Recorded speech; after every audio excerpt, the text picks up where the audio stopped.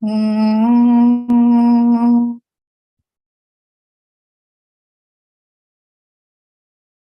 Om. Sai Ishwaraya Vidmahi Sathya Devaya Dhimahi Tanna Sarva Prachodayat.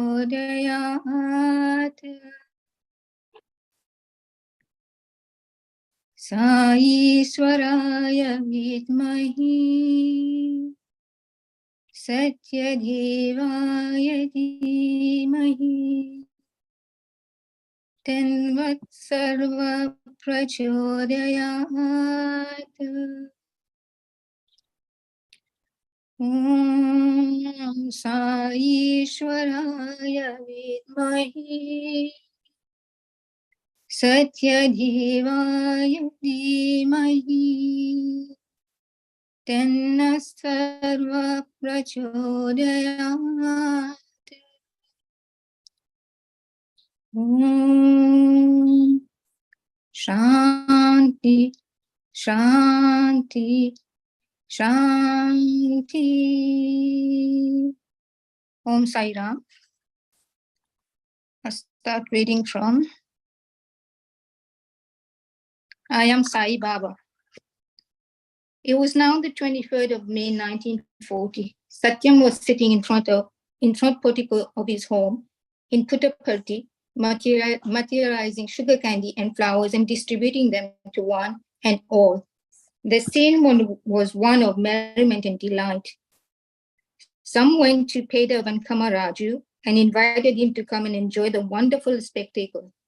The poor father could not tolerate what he thought was his son's cheap trickery or sleight of hand.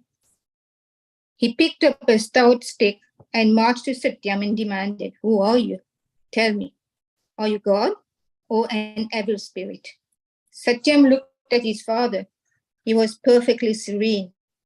Calmly but clearly and firmly he said, "I am Sai Baba. I am of Apastamba Sutra and of Bharadwaja Dwajasa Gotra.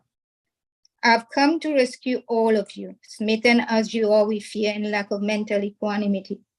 Your ancestor, Venka Avaduta, prayed to me to take birth in your family. In response to his prayers, I have incarnated." Peda Venkamaraju was thunderstruck. He did not notice that the big stick in his hand slipped to the floor. Why did his father, Peda Venkamaraju, become so overcome and speechless in a moment? Why did he undergo such immediate transformation at the mention of the great Avaduta's name? The house of Kondamaraju, father of Peda Venkamaraju, used to be visited often by a great person called Venka Avaduta. He wore a perpetual smile on his face. He was a picture of spiritual equanimity and bliss. The clothes he wore would wear out and be reduced to shreds on his body, but he never cared. If he placed his palm on any person's head, that person would taste profound spiritual experience. Nobody knew where he stayed, where he would come, and where he would go. He was a sannyasi in every sense of the term. He was just like a piece of wood floating free in a stream of water. Such realized noble person would have attained supreme levels of renunciation and non-involvement are known as avadutas. In the learned opinion of those familiar with sublime realm of knowledge, Venka Avaduta was the same as Venkusa, who had fostered Shri Baba in his childhood. The Avaduta used to spend time now and then with Kondamaraju discussing spiritual matters. One day, both of them sat conversing in a banana plantation. All of a sudden, Venka Avaduta fell silent. Kondamaraju inquired why he so abruptly became silent. The reply was, "Kondamaraju, Mother Earth is weeping. Don't you hear her sobs?" Kondamaraju stared in disbelief. Venkavaduta went on, "Very soon the Supreme Being will incarnate himself on earth in human form. You're destined to witness that incarnation. He repeated the words a couple of times. He asked Kandamaraju to place his hand on his own and asserted that he earnestly believed extraordinary protection. Some time later, Venkavaduta left his physical body. Now Peda Venkamaraju heard his son mentioning the glorious name of the great ancestral saint. Like a flash, he remembered the closeness of the divine person with his family, and also his fantastic prediction about the coming incarnation. When details of what happened reached the ears of the aged Kondamaraju, his eyes swam in tears of happiness. But then there was a small hitch. None of them who were present there and heard Satyam speak knew who Sai Baba was. Who was he? Pedavan Kataraju heard that a government official had arrived at Penugonda on transfer in his job, and also that he daily worshipped a fakir called Sai Baba. So one day, he took his son to him. That gentleman saw the boy and declared that he was suffering from some brain disorder and needed to be admitted in a hospital for proper treatment. On hearing his advice, Satyam asked him, whose brain is ill, yours or mine? You daily worship this very Sai present right before you in flesh and blood, but fail to recognize him as you have no brain. He asked him to hold his hands, and waving his hand materialized heaps of vibhuti and poured it into his hand. He also threw it all over the terrified man's residence. On the first day, one of the persons gathered around Satyam asked for some proof that he was Sai Baba. Satyam asked him whether he did indeed need proof. Then he called for jasmine flowers. Taking them in his hand, he flung them on the floor. To the astonishment of everyone, the flowers arranged themselves to read Sai Baba. In the Telugu script, all doubts melted away. The Great Annunciation. It was now Monday, 20th October 1940. Satyam was then in Uravakonda, having resumed his interrupted schooling. He was on his way to school when suddenly he turned back, returned home, flung his books away, and cried out loudly, I no longer belong to you. Maya has left me. My devotees are eagerly calling me. On hearing this loud word, his sister-in-law looked out of her kitchen window. She saw a halo of binding luminescence around Satyam's head. I'm leaving, he told her. The work I've come here for has to be initiated. As he said these words, his brother Sheshamaraju and the neighbor Narayana Sastri arrived on the scene. On seeing the splendorous halo, Sastri fell at the feet of Satyam. Sheshamaraju stood speechless and motionless. Glorious with a crown of effulgent light, Satyam walked to a nearby large garden belonging to Anjaneyulu, an inspector of excise. He sat on a boulder there. Several eager devotees sat around him. Satyam began singing a bhajan song, the first in the vast body of bhajan songs which are now resounding all over the world. Manasa bhajare guru charanam, dustara bhavasa guru charanam. First, learn that you're in Bhava Sagara, ocean of worldly life. Next, resolved on Taranam, crossing it, then fix a guru or any name and form of God which appeals to you. Then dwell on his glory, do bhajan, but do it with all your mind and concentration. Sing in praise of the Master's lotus feet with all your heart. It enables you to cross the difficult to cross ocean of the birth-death cycle. Devotees forgot themselves as they sung in tune with him. Some lighted joss stick, others garlanded Satyam. A photographer turned up and prepared to photograph him. A small rock stood in front of Satyam, intruding into the picture, and the cameraman desired it to be removed. Satyam said, let it be. Go ahead and take your photograph.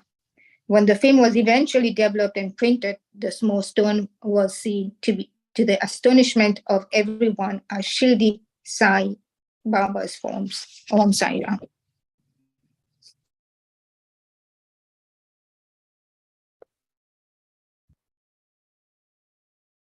References to Bhagavan Sathya Sai Baba in ancient treatises.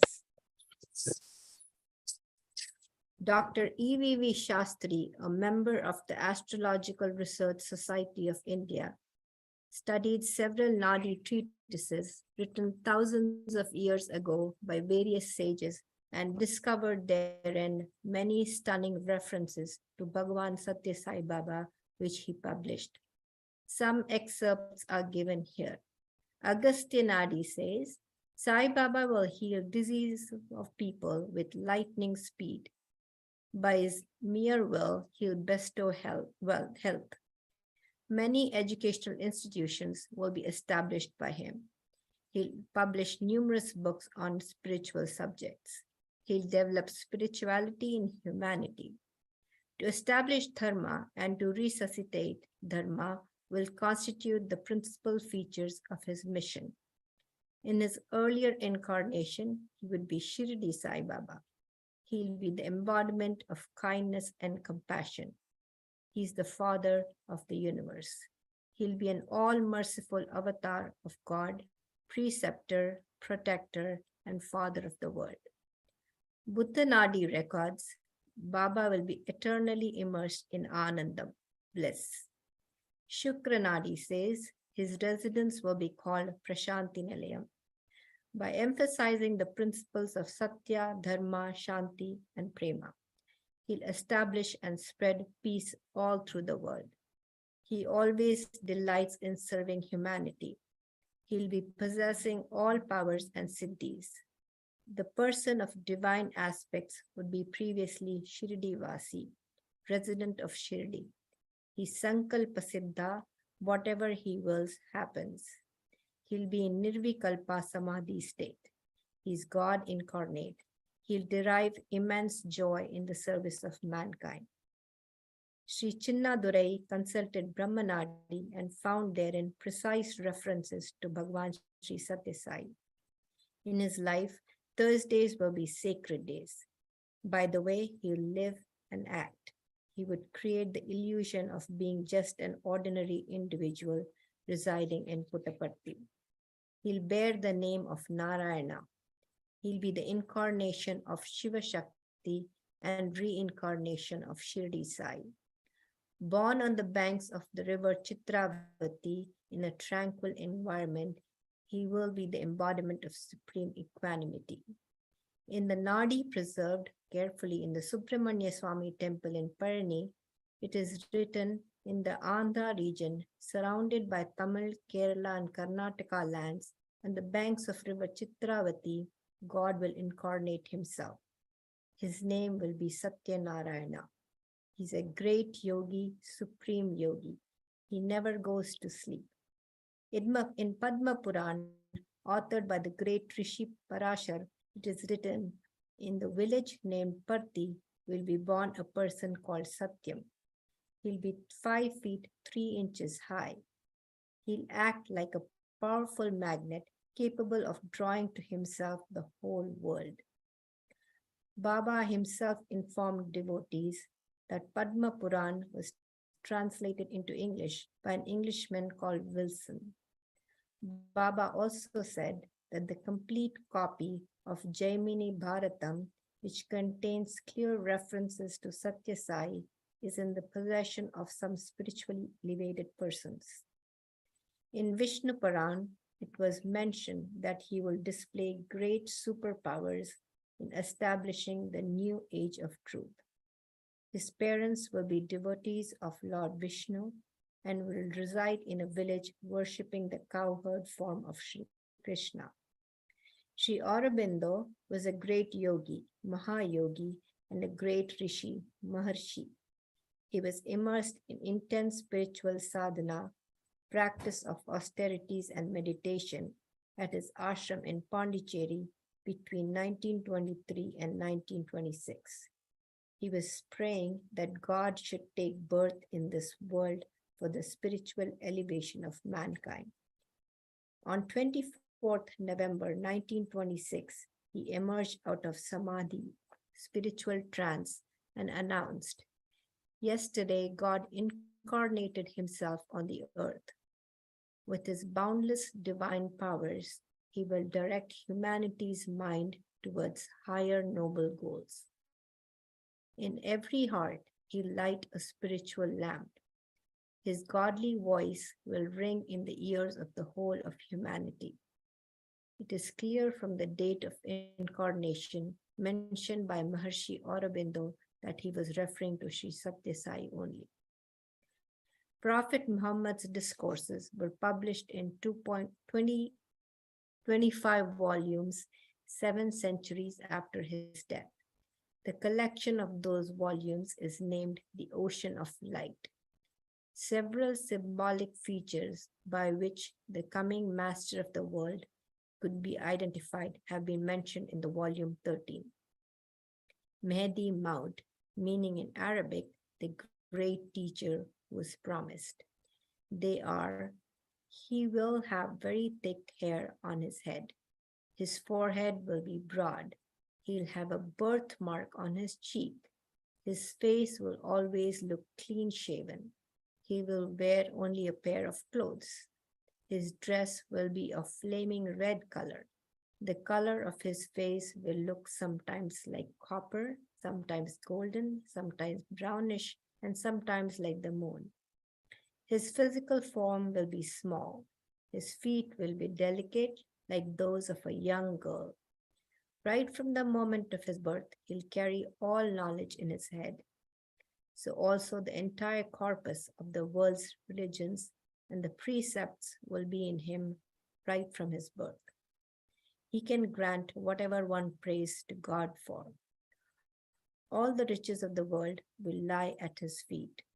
He will go amidst his devotees, move among them, and touch their heads with his palms.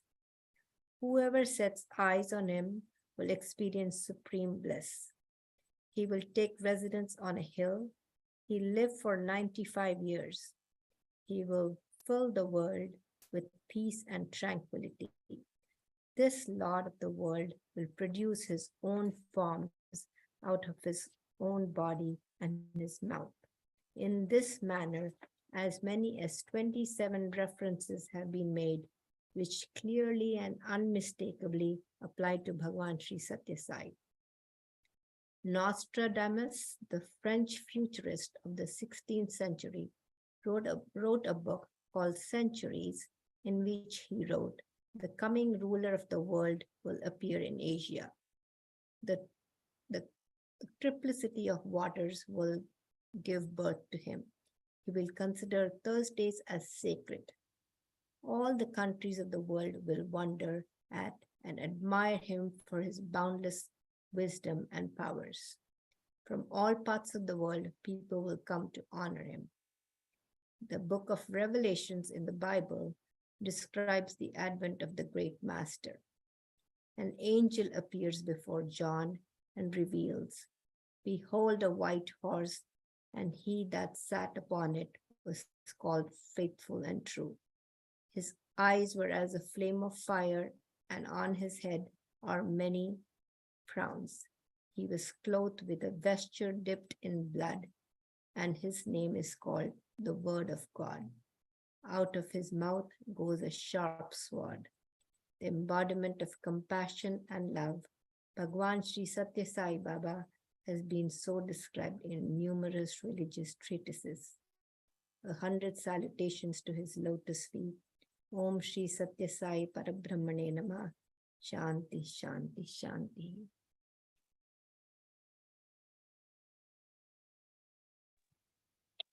Sai Ram, Chapter 5, The Resurrection of Dharma.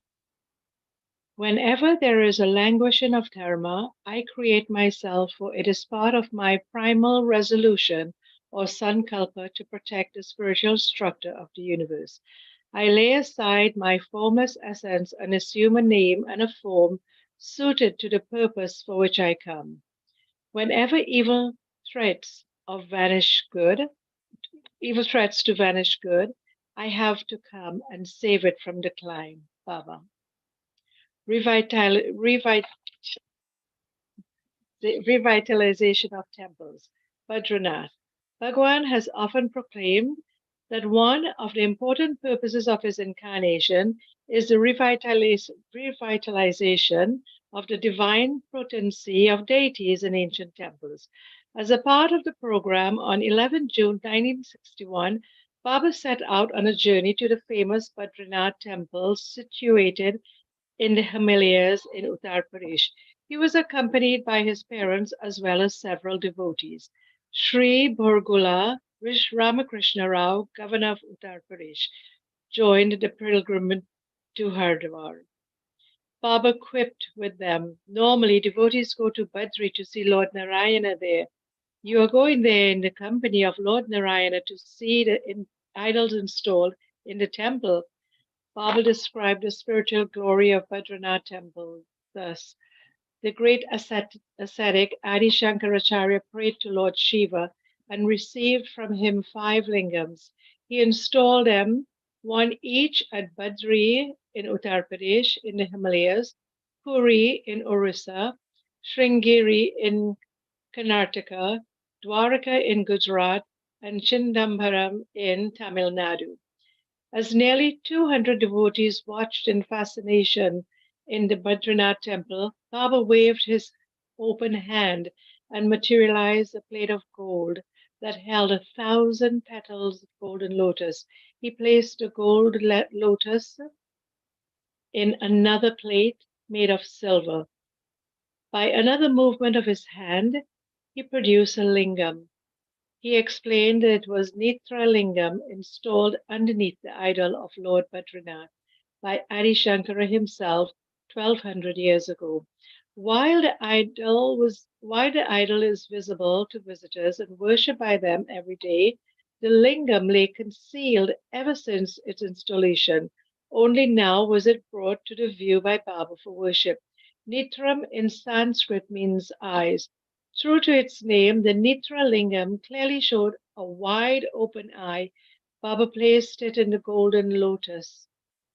With another wave of his hand, he now produced a vessel of silver filled with the sacred waters of Gangotri, the place of origin of the holy river Ganga, the Ganges. Baba touched the bottom of the vessel with his finger, and when he withdrew it, began to fall on the Nitra Lingam Abhishekam. The touch of his finger apparently made a hole in the bottom of the vessel.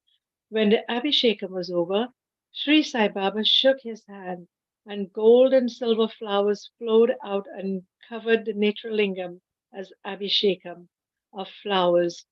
Lord Shiva is reputed to be particularly fond of tumi flowers. These are white in color and very, very tiny, roughly 5 millimeters long. When the temple priest mentioned this to Baba, he materialized a heap of fresh tumi flowers. The Netralingam was now worshipped with those blossoms. Bhagavan revitalized the Netralingam through this worship, and with his miraculous power, restored it to its original invisible place beneath the idol of Lord Badrinath. On return to Puttaparthi, Baba addressed the devotees who could not make the trip to Badrinath. "Do not feel disappointed," he told them, "that you could not undertake the pilgrimage and missed out on the spiritual rewards thereof. Lord Sri Narayana is surely here beside you, with you, right in front of you. Have this Narayana's darshan to your heart's content. Why do you crave for the darshan of the idol form of Narayana situated at a far off place? Worship this living form of Narayana, who is right before your eyes at this very place, with devotion and dedication, and attain spiritual bliss." Varanasi. There is another ancient place of worship which receives similar grace and reinfusion of spiritual efficacy of the divine hands of Bhagavan. This time it was a trip to Varanasi on the 2nd of April, 1961. Swami's parents, Sri Burgula Ramakrishna Rao, then governor of Uttar Pradesh, and others accompanied him. On hearing the lingam of Lord Vishweshwara, the master of the universe, Baba produced Kailasha Vibhuti in his usual way and applied it on the lingam's face in 3 broad bands. He also materialized sandalwood paste and used it to decorate the lingam with a broad circular dot in the center of the vibhuti bands. Then he created a golden ornament resplendent with 3 circles of glittering diamonds. rubies, and emeralds. He placed it in the midst of the dot of the sandalwood base. In a wink of an eye, the piece remained stuck there firmly. Lord Vishwanath, the Lord of Varanasi, looked all the more glorious. Somanath. On the invitation of the Rajamata Maharani of Jamnagar, Baba visited the Somanath temple in Gujarat. Soma means Sa Uma, that is Lord Shiva together with his consort, Uma, also known as Parvati. It was well known in history that King Muhammad of Ghazni invaded India several times. He ransacked this rich temple time and again and carried away huge hoards of jewelry of gold and diamonds. And on the last raid, he uprooted the majestic Shiva Lingam and looted the large quantities of precious stones embedded underneath the deity. In place of the original lingam, thus desecrated, the temple priest installed a new stone lingam, and ever since carried on the prescribed sacred services to the newly anointed deity. Digvijaya Sahib and Maharaja of Jamnagar was keen to restore the temple to its pristine glory. It entailed expense of enormous labor as well as resources. Despite these problems, he persisted with his mission and finally crowned the beauty of the temple by erecting a mighty tower named Digvijaya Gopuram, Temple Tower. It was inaugurated by Bhagavan Sai Baba. Entering the sanctorium of the temple, he materialized golden bilva leaves. Bilva leaves are considered to be particularly dear to Lord Shiva, and showered them on the 4 feet high lingam as Abhishekam. He announced that at the base of the lingam, which is visible, there was an invisible Jyotir lingam, effulgent lingam. By his divine will, he brought out the lingam into his hands and showed it to the gathering. It was shimmering bright like lightning. After revitalizing it with his divine touch, he did not return it to its earlier invisible abode as he had done at Badrinath. Instead, he declared, "From now on, this temple shall ever remain free from any attack. No despoiler from any quarter shall lay his evil hand on this temple. There is no danger any more to it. I am therefore making this lingam freely available for public darshan and worship by devotees." He then materialized a silver pitam pedestal and installed the lingam thereon. Dwaraka. During that trip, Baba and the attendant devotees reached Dwaraka, the abode of Lord Krishna. Swami made his way into the temple precincts and sanctified them with the touch of his divine feet. Lord Sai Krishna of the present age gave darshan to the thousands of people gathered. He then proceeded to the seashore, followed by devotees, asking them to sit around him on the sand. He made a small mound of sand, inserted his hand into it, and pulled out a golden figure of Lord Shiva. This wondrous event had made the Dwaraka temple replete and divine potency, declared Bhagavan Baba. Sri Sailam.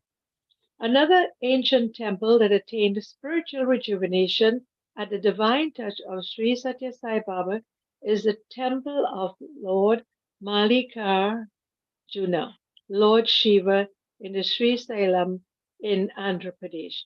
Bhagavan visited this temple on the 5th of January 1963.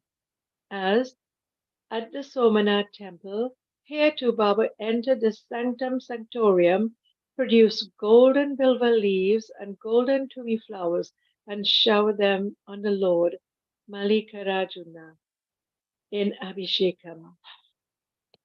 Pandharpur on June 13, 1965, Baba visited Pundar, Pandharpur in Maharashtra, where Lord Krishna is worshipped as Panduranga Vital. As he entered the inner sanctuary and had darshan of Lord Panduranga and his consort, Rukmini, Devi, he created an opal gem set necklace and adorned the neck of the goddess. These are occasions when Baba Sri Satya Sai Baba visited, Bhagavan Sri Satya Sai Baba visited important places of worship and recharged and revitalized the spiritual potency of the presiding deities. Every temple is, after all, the sacred abode of Swami himself. Human body is but the seat of God. It is a temple in itself. The possessor of the human body, the possessor of the human body is truly God. Every human being should ponder over the inner meaning and significance of the form and structure of the temple. Recitation of Vedic Dharma. I'm sorry, I'm supposed to end here. Yes. Sarah. So we'll chant Loka Samasta. Om Samasta Loka Sukhino Bhavantu. Samasta Loka Sukhino Bhavantu. Samasta Loka Sukhino Bhavantu. Om Shanti Shanti Shanti. Saram. Saram. Thank you, Aunties, Zarina, Auntie Sangeeta, and Auntie Ratna.